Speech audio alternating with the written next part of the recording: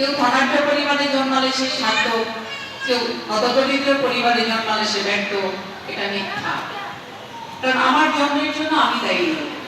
চট্টগ্রাম নারী ও শিশু নির্যাতন দমন ট্রাইব্যুনাল 4-এর বিচারক সিনিয়র জেলা ও দায়রা জজ জান্নাতুল ফেরদৌস বলেছেন, পথ শিশুরা অপরাধী হয়ে জন্ম নেয় না, তাদের রক্ষা করতে হবে। পথ শিশুরাও আমাদের পরিবারের অংশ, তারা আমাদের নিকট আত্মীয়, তাদের পাশে থাকা আমাদের দায়িত্ব।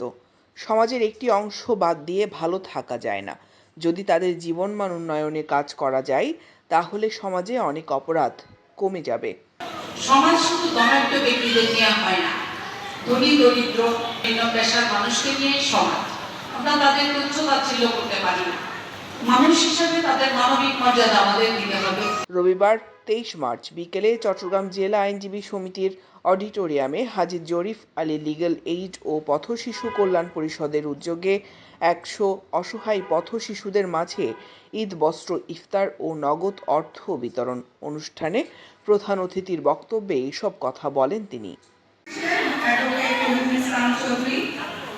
সিনিয়র জেলা ও দায়রা জজ জান্নাতুল ফেরদৌস বলেন, শুধু আমি ভালো আছি, ভালো থাকবো তাতে শান্তি নেই। আশেপাশের মানুষকেও ভালো রাখতে হবে।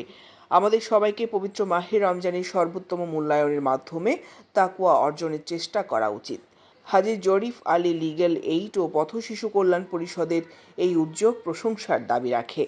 সকল বিত্তবানদের উচিত সমাজের অসহায় পথ শিশুদের কল্যাণে এভাবে এগিয়ে আসা।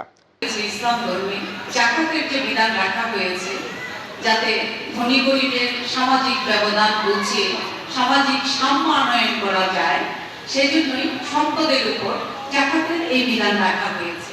চট্টগ্রাম হাজী জরিফ আলী লিগ্যাল এইড ও পথ শিশু কল্যাণ পরিষদের চেয়ারম্যান ও প্রশাসনিক ট্রাইব্যুনালে বিশেষ পিপি অ্যাডভোকেট মোহাম্মদ জালাল উদ্দিন পারভেজের সভাপতিত্বে নির্বাহী পরিচালক লায়ন সাইমা সুলতানা ও সদস্য অ্যাডভোকেট মোহাম্মদ তৌহিদুল ইসলামের যৌথ সঞ্চালনায় এতে বিশেষ অতিথি ছিলেন জেলা আইনজীবী সমিতির অ্যাডহক কমিটির আহ্বায়ক অ্যাডভোকেট মকবুল কাদের চৌধুরী, বাংলাদেশ সম্মিলিত পেশাজীবী পরিষদ চট্টগ্রামের আহ্বায়ক এবং চট্টগ্রাম প্রেস ক্লাবের সদস্য সচিব সাংবাদিক জাহিদুল করিম কোচি, বাংলাদেশ সম্মিলিত পেশাজীবী পরিষদ চট্টগ্রামের সদস্য সচিব ডাক্তার খুরশিদ জামিল চৌধুরী, চট্টগ্রাম মহানগর পিপি অ্যাডভোকেট মফিজুল হক ভূঁইয়া, চট্টগ্রাম মেট্রোপলিটন সাংবাদিক ইউনিয়নের সভাপতি ও বাসসের চট্টগ্রাম ব্যুরো চিফ সাংবাদিক মোহাম্মদ শাহ নেওয়াজ, আইনজীবী সমিতির অ্যাডহক কমিটির সদস্য মোহাম্মদ রফিক আহমেদ, অ্যাডভোকেট মোহাম্মদ শামসুল আলম, চট্টগ্রাম দক্ষিণ জেলা লিগ্যাল এইড কমিটির আহ্বায়ক অ্যাডভোকেট মোহাম্মদ ফওজুল আমিন চৌধুরী, নগর উন্নয়ন কমিটির সিডিএ সদস্য রোটারিয়া মোহাম্মদ জসিমউদ্দিন চৌধুরী, আইনজীবী সমিতির সাবেক AGS advocate Mohammad Moinuddin, doctors অ্যাসোসিয়েশনের বাংলাদেশ চট্টগ্রাম শাখার সিনিয়র জয়েন্ট সেক্রেটারি ডাক্তার মোহাম্মদ ঈশা চৌধুরী, হাজী জরিফ আলী লিগ্যাল এইড চট্টগ্রামের vice chairman advocate Mohammad Nazrul Islam. আমরা যদি সকলের সর্বোচ্চ সহায়তা পাই, আমরা বড় পরিসরে এটা ওদের পক্ষে অর্থাৎ ওদের কল্যাণের লক্ষ্যে অনেকগুলো আমরা প্রোগ্রাম হাতে নিতে পারবো। আমরা আশাবাদী চট্টগ্রাম শহরে অনেক আজকে যারা সচ্ছল, যারা কোটিপতির সংখ্যা চট্টগ্রাম শহরে প্রায় হাজারের কম না, 11,000 পথ শিশু। প্রত্যেকটা কোটিপতি বা সচ্ছল পরিবার যদি একজন পথ শিশুর দায়িত্ব নেয়, চট্টগ্রাম শহরটা পথ শিশু মুক্ত হয়ে যাবে। আমি তখন দেখা যাবে কি যে অপরাধ প্রবণতা মিনিমাইজ হয়ে যাবে। পথ শিশুদেরকে নিয়ে আসলে আমরা কিভাবে তাদের কল্যাণের জন্য কাজ করতে পারি, তো মূলত আমরা আসলে তাদেরকে নিয়ে এখন যেটা করছি সেটা হচ্ছে ঈদ বস্ত্র এবং ইফতার সামগ্রী বিতরণ করছি।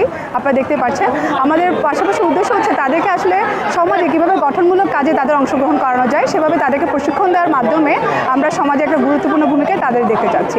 সার্বিক তত্ত্বাবধানে ছিলেন হাজী জরিফ আলী লিগ্যাল এইড চট্টগ্রামের নির্বাহী পরিচালক অ্যাডভোকেট জিন্নাত আমিন লিমা, হাজী Jarif Ali Memorial charitable trust চট্টগ্রামের বোর্ড সদস্য অ্যাডভোকেট মীর মোহাম্মদ আজমগীর, মোহাম্মদ ফয়সাল আলম, মোহাম্মদ মাইনুদ্দিন সহ আরও অনেককে। হাজী লিগ্যাল এইড ও পথ শিশুর এই কার্যক্রমটা যে জালালউদ্দিন পারভেজ যে কার্যক্রমটা হাতে নিয়েছে, এই কার্যক্রমের পরিচালনা করতে গিয়ে আমরা দেখতে পাচ্ছি উনি যে সমাজে যে ঝরে পড়া শিশুকে নিয়ে এসে এই যে বিভিন্নভাবে এই যে একবারে মনিটরিং করে তাদেরকে তাদের জীবনের মান উন্নয়নের ক্ষেত্রে যে কাজটা করতে চাচ্ছে সেটা আসলে প্রশংসনীয় দাবিদার। এবং আমরা যারা আছি আমাদেরও এইভাবে দায়িত্ব নিয়ে নিজেকে দায়িত্ব নিয়ে এটা ওই পথশিশুদেরকে সহায়তা করার জন্য সবাইকে ওদের এগিয়ে আসার উদ্যোগ আহ্বান জানিয়ে আমি মনে করি আগামীতে আমাদেরকে দেখে আরও 5 জন উৎসাহিত হতে পারে, আরও 10 জনকে দিতে পারে, পথশিশুদেরকে কল্যাণ আসতে পারে, সে আশাবাদ ব্যক্ত করে আমার। দৈনিক আজাদী।